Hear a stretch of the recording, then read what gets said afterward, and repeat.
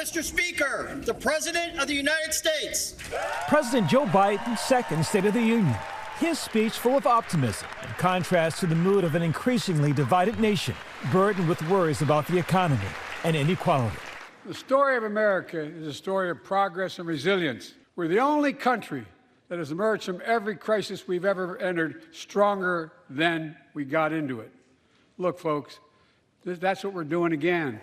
The goal of Biden's message tonight, convincing Americans they are better off under his presidency, despite 4 in 10 Americans saying in a recent poll that they're worse off financially under Biden. There were multiple audiences, including skeptics inside his own party, that needed to see the fight, that needed to see some vigor to the arguments that he was making. And I think he delivered on that. The way that he positions himself against Republicans, and as he started to do in this State of the Union, gives you some hints for the fights ahead. Biden addressing a markedly different Congress after the midterm elections. Republicans now holding a majority in the House, led by new Speaker Kevin McCarthy. Speaker, I don't want to ruin your reputation, but I look forward to working with you. Calling on the GOP to work with him to, quote, finish the job, rebuilding the economy and uniting the country. Fighting for the sake of fighting, power for the sake of power, conflict for the sake of conflict gets us nowhere.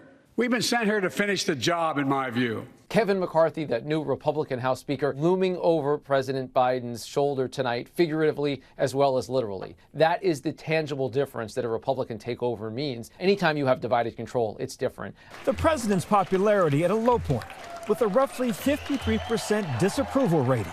We're building an economy where no one's left behind. Jobs are coming back.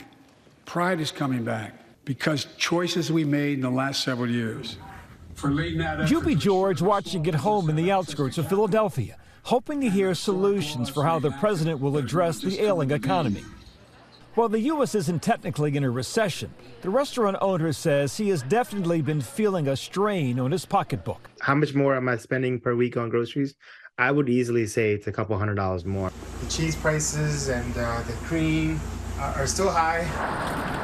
When I spoke to George last year, he had quit his IT job of 21 years to pursue his love for cooking, opening up his own shop, Smell the Curry.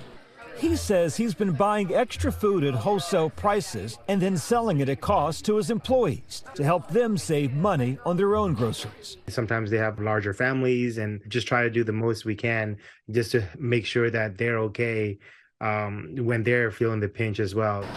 Rolling with the punches may be the norm for George now, but he's hopeful more help will come, but only if Congress works together.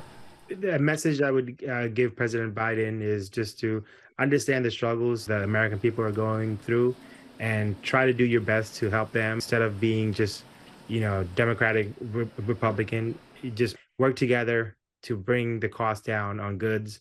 The challenge of working together, though, on display tonight. Republicans erupting in dissent over Biden's comment about Social Security and Medicare. Instead of making the wealthy pay their fair share, some Republicans want Medicare and Social Security to sunset. I'm not saying it's a majority. Let me give you, anybody who doubts it, contact my office. I'll give you a copy of the proposal. Congressional members like Marjorie Taylor Greene shouting, liar. These are extraordinary moments, but unfortunately they're becoming all too normal during addresses. You could see Kevin McCarthy uncomfortable, trying to shush some of his own members from engaging in this back and forth, but it does give you just a glimpse into how difficult it is to govern in this moment. While the mind of America may be focused on the economy, much of the heart of America is still with the family of Tyre Nichols. The president tonight putting a spotlight on the nation's ongoing reckoning over systemic racism and the culture of policing. But what happened to Tyre in Memphis happens too often. We have to do better. In an unprecedented move, multiple black families who lost a loved one to police violence here in the chamber. The most recent family to endure their loss publicly, the family of Tyre Nichols, his mother Rovon and stepfather Rodney Wells, sitting in the First Lady's box as guests of the White House. Tonight, along with you all in the chamber, will be family members of others who died. The father of Michael Brown, George Floyd's brother, Eric Garner's mother, William Scott's brother. The list goes on and on. And on and on. We met those families earlier today, and it was heartbreaking to hear their stories. And just for all of these parents to be here and their children were killed by the hands of those who are to protect us, that says a lot, doesn't it? I mean, something is wrong here. Again, we don't see Caucasian kids getting beat up by the police. We don't see videos of that happening. We were there as they arrived in the nation's capital today. Their grief still so raw, burying their son just days ago. His beating by Memphis police happening a month ago tonight. This is where it happens. This is where the laws are made. So we're gonna make a new one. Amen. The two today also meeting with the Congressional Black Caucus, their attorney Ben Crump by their side. If you could talk to those officers, what would you say to them? My words to those officers are, you mess with the wrong family.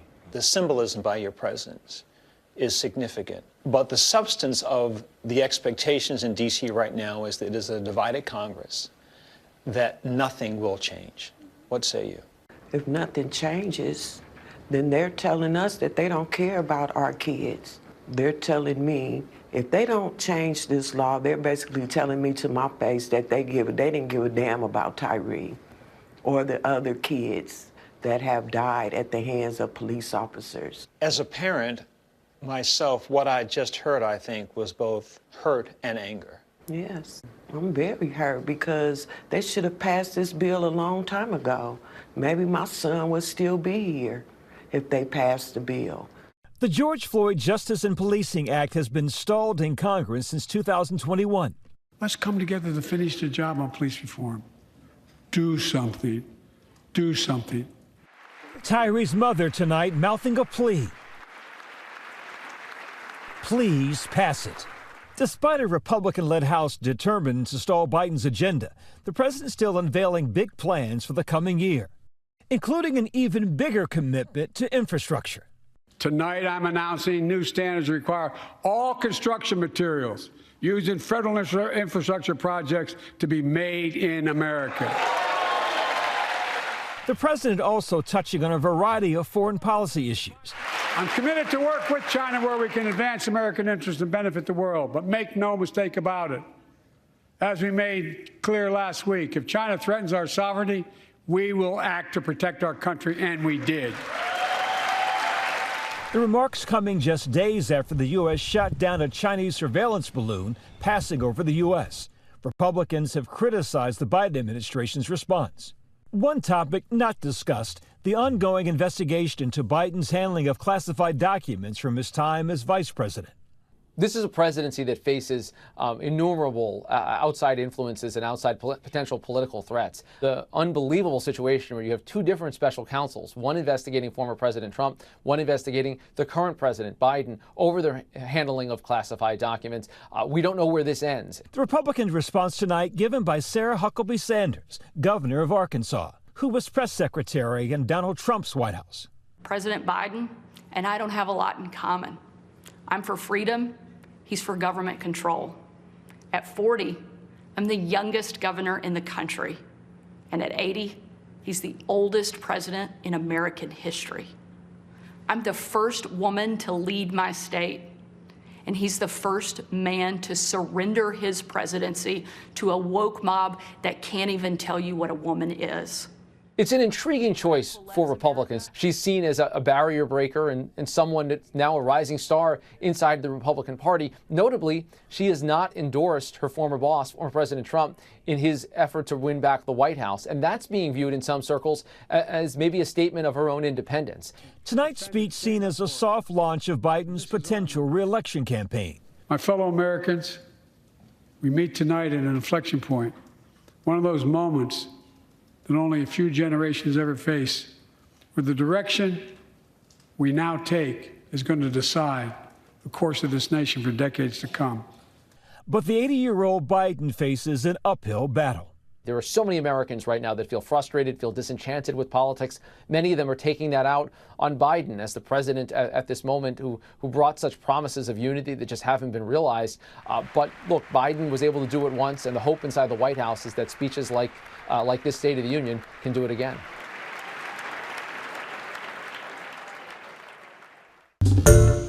Hi everyone, George Stephanopoulos here. Thanks for checking out the ABC News YouTube channel. If you'd like to get more videos, show highlights, and watch live event coverage, click on the right over here to subscribe to our channel, and don't forget to download the ABC News app for breaking news alerts. Thanks for watching.